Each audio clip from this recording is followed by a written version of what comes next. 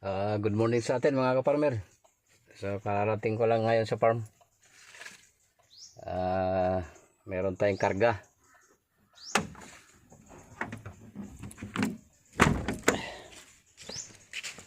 Ipupula out mamaya ito ng tao natin. Ayan.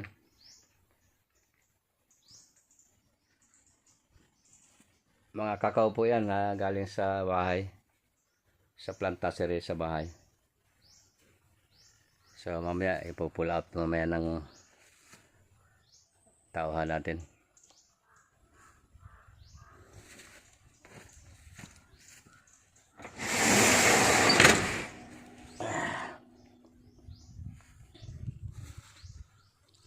Ganyan ang routine natin dito sa farming. Yung ano kasi yung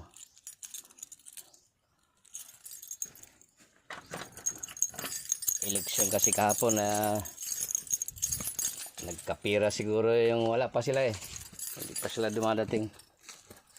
Maaring tatanghaliin yung mga yon or tingnan natin.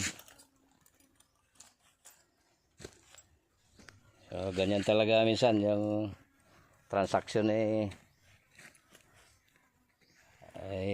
minsan pumapalya yung sabi ko maaga sila ngayon hindi pa dumadating, pero mamaya yan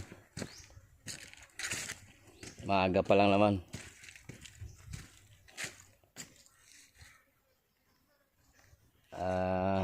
Yun, nag-asikaso na nga ako ng ng pagkain. Ito yung itatanim natin doon sa boundary.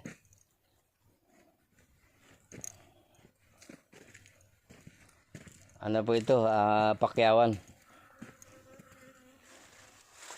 Yan tulad yan maliit lang naman yung plastic. 4 pesos po ang isa.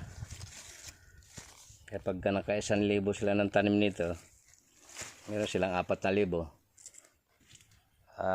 Bukod sa pakyaw ay meron akong binigay na konsiderasyon, libre sila pagkain, merinda.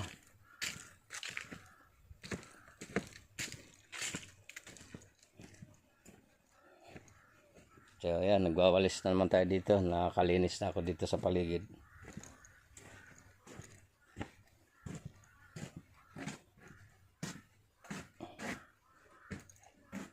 Ito na yung natin yung paksiw na paksiw na tilapia.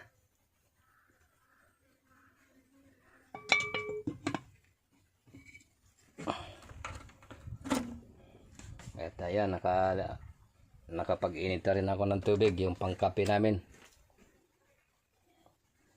Ayan yung ating mga Ricardo,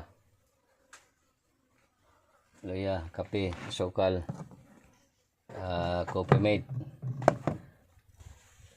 Kinumpleto ko na para kasi full operation tayo ngayon ng tanim dito sa farm.